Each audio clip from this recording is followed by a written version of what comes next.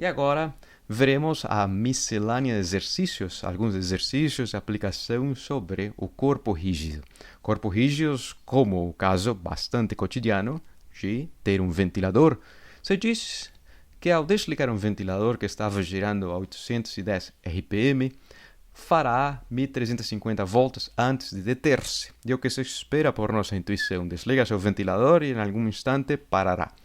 Qual é a aceleração angular do ventilador, supondo que seja constante, a uma taxa constante até parar? E quanto tempo tardará em parar esse ventilador? Será 10 horas, 1 minuto, 3 segundos?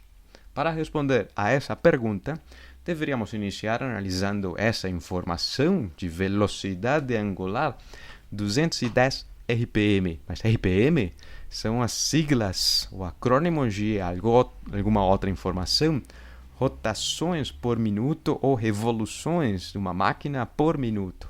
Nesse caso, seria 810 rotações por minuto, e cada uma das rotações equivale a 2 pi radianos, e o minuto equivale a 60 segundos no Sistema Internacional de Unidades, ou seja, que teria-se a maneira de poder transformar as rotações por minuto a radianos por segundo, o qual implica que ao final seja expressa, após uma simplificação, de 27 pi radianos por segundo, a sua velocidade angular inicial. Mas fará um conjunto de voltas, bastantes voltas fará o ventilador, as suas pás, 1350 voltas. Mas voltas também não são radianos. Sabe-se a maneira de poder transformar, sabendo que uma volta equivale a 2 pi radianos, portanto, será 2700 pi radianos, o equivalente a essa varredura angular de 1350 voltas. Não conhecemos o tempo, mas qual seria a equação da cinemática que nos permita relacionar a mudança de velocidade angular, pois ao final a sua velocidade angular será 0 radianos por segundo, parará nessa varredura angular, sabendo que acelera a uma taxa constante e negativa, ou desacelera? E para determinar essa informação, poderíamos usar essa expressão da cinemática, que não envolve tempo, mas relaciona-se com a rapidez angular, e nesse caso a sua segunda potência. Fazendo uso dessa equação da cinemática, bastaria analisá-la para o caso particular. A velocidade angular final, 0. A mudança de varredura de orientação já se conhece em radianos. Poderíamos tentar isolar a aceleração, passando a velocidade inicial ao quadrado esquerda, troca o seu sinal, e dividindo pelo fator 2 e a varredura angular. Dessa forma, a aceleração, na hora de substituir os valores, 2 vezes a varredura, em função de π, a velocidade final é 0, mas 0 ao quadrado também continua sendo 0, e 27π ao quadrado, radianos por segundo, todas as unidades ficarão a segunda potência. Espero fazer-me entender, mas automaticamente parece que surge o sinal negativo, e na verdade é, porque a velocidade final é menor que a inicial. E nesse caso, teria a interpretação, o sinal, de ser a desaceleração experimentada constantemente pelo ventilador. Mas qual seria o seu valor? Poderíamos simplificar π ao quadrado, simplificar 27 ao quadrado, uma vez 27, com 27 que está aqui, só ficando uma vez, 27 meios, mas aqui resulta o número 100, 27 200 avos. Poderíamos tentar expressar melhor essa informação também com a simplificação dos radianos ao quadrado, portanto ficaria radianos por segundos ao quadrado, unidades de aceleração. Na hora de substituir os valores, alguma aceleração sairá, mas pelo menos se alguém não tem a calculadora, seria equivalente a menos 27π 200 avos de radianos por segundo ao quadrado. Bem pequena. Por quê? Porque faz uma quantidade gigante de voltas até parar. Se me faço entender com essa ideia, vamos analisar outra situação para o caso B, quanto tempo gastará? E para responder a essa pergunta, tendo a taxa de desaceleração constante, poderia-se fazer uso dessa equação da cinemática, a mudança de velocidade dado o tempo gasto para mudar essa informação do movimento angular. Para responder essa pergunta, sabe-se que o tempo final é onde parará o movimento final sem velocidade angular.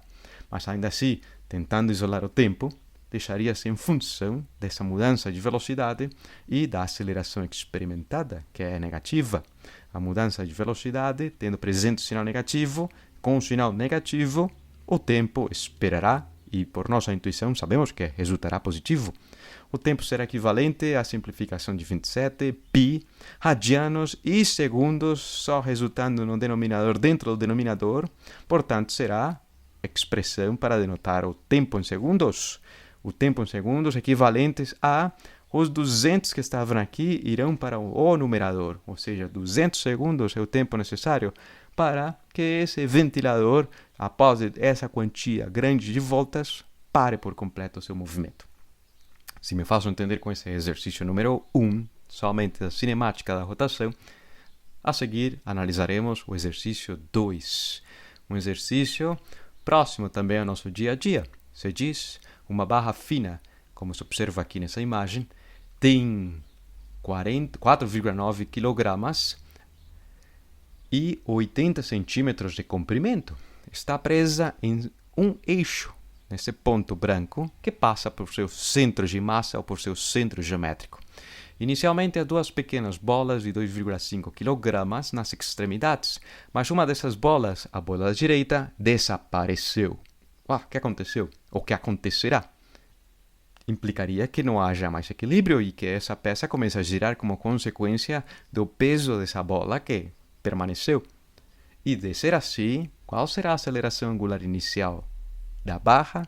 Pois a bola posteriormente também cairá, mas a barra inicialmente nessa configuração com ângulo zero em relação à linha horizontal, qual será a aceleração que inicialmente experimente mudando de orientação no sentido anti-horário? Para responder a essa pergunta, deveríamos analisar quanto vale o peso ou determinar o peso dessa bola. Pois o peso da bola é de 2,5 kg, dada a aceleração da gravidade, teria que ser 24,5 newtons de força, que agem a uma distância de 0,4 metros, 40 centímetros, a metade dos 80 centímetros do comprimento da barra. E a barra experimentará dessa força a essa distância um torque perpendicular para fora, segundo a regra da mão direita. Um torque e a força que é perpendicular a essa distância, nesse caso seria o máximo torque, pois o seno do ângulo de 90 entre força e raio será equivalente a 1. O torque é equivalente a 9,8 newtons vezes metros. E o momento de inércia da barra, quando o seu eixo de rotação passar pelo seu centro de massa, seria o menor possível para uma barra de um dado comprimento L e de massa m. 1/12 dessa informação. Nesse caso particular, substituindo os valores pertinentes para a massa e o comprimento da barra, teria-se um momento de inércia relativamente pequeno, mas estão em unidades de quilogramas vezes metros ao quadrado. E a dinâmica da rotação? Se esse é o torque externo que age sobre esse objeto massivo que tem um momento de inércia dado segundo esse eixo de rotação, qual será a sua aceleração angular como consequência desse torque externo? E para responder essa pergunta, deveremos fazer uso da segunda lei de Newton para a situação da rotação, para uma rotação de corpo rígido, ou seja, que a aceleração angular poderá expressar-se como sendo a razão do torque externo aplicado sobre esse corpo rígido cujo momento de inércia é essa informação. Teria-se, portanto, que sua aceleração angular é bastante notória, 37,5 radianos por segundo ao quadrado. Notória porque, de fato, tem uma força, um peso considerável, essa bola de 2,5 kg, mas a massa completa é quase o dobro dessa massa da bola. Sin embargo, distribuída em toda essa distância, em todo esse comprimento, se me faço entender com essa ideia, chegamos à conclusão da importância da análise do corpo rígido